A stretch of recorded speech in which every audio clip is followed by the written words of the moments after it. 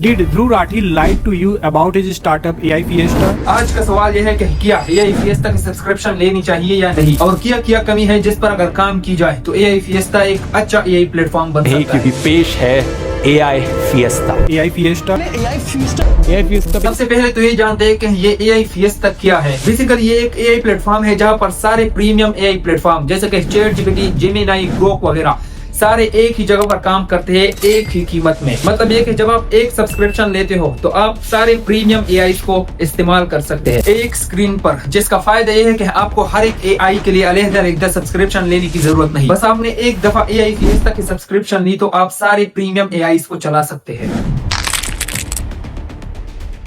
वैसे तो AI Fiesta के बहुत से फायदे हैं, मगर आज की इस वीडियो में हम बात करेंगे AI Fiesta की डिफिशियंसी के बारे में, क्योंकि बहुत से लोग AI Fiesta के फायदे तो बयान करते हैं मगर इसकी डिफिशियंसी के बारे में कोई नहीं बताता। सबसे पहले तो टोकन्स की कमी थी। याद रहे कि ये मसला अब खत्म हो चुका है, लेकिन फिर भी थोड़ा सा एक्सप्लेन करते हैं। इसमें टोटल 4 लाख टोकन्स मिलते थे जो सभी प्लेटफॉर्म्स के लिए होते थे, लेकिन अब ये टोकन्स की लिमिट इंक्रीज कर दी गई है। अब ये कितनी इंक्रीज कर दी गई है इसके बारे में आगे बात करते हैं। सबसे पहले ये जानते हैं कि ये टोकन्स क्या होते हैं। लेट सपोज आपने ChatGPT को मैसेज किया हाउ आर यू और वहां से रिप्लाई मिलता है आई एम फाइन, तो आपके टोटल 6 टोकन खर्च हो गए। ऐसा समझो कि आपका एक वर्ड एक टोकन समझा जाता है। अब जाहिर सी बात है कि आप एक जगह मैसेज करते हो और आपको रिप्लाई 5 या 6 प्लेटफॉर्म से मिलता है, तो आपके टोकन 5 या 6 गुना ज्यादा खर्च हो जाएंगे और आपके टोकन जल्दी खत्म हो जाएंगे। तो इसलिए टोकन लिमिटेशन को इंक्रीज कर दिया गया अप टू 3 मिलियन।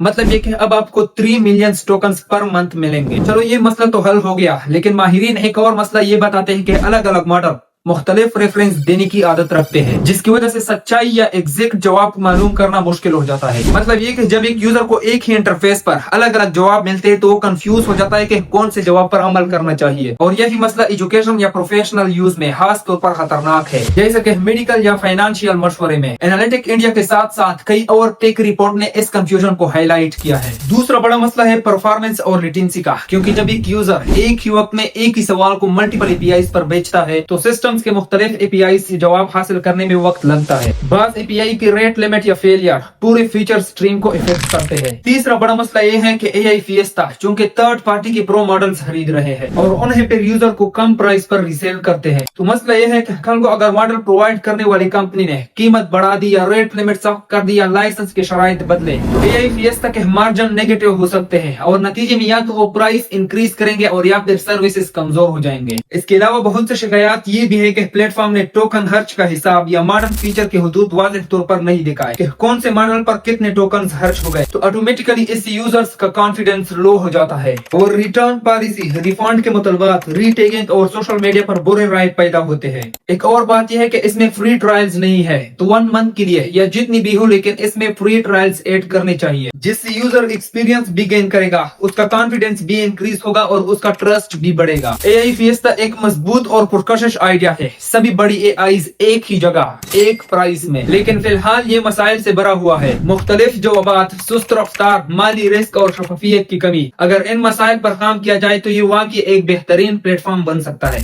वरना फिलहाल ये हमारे सोच के मुताबिक सिर्फ शोर मचाने वाला प्रोडक्ट है।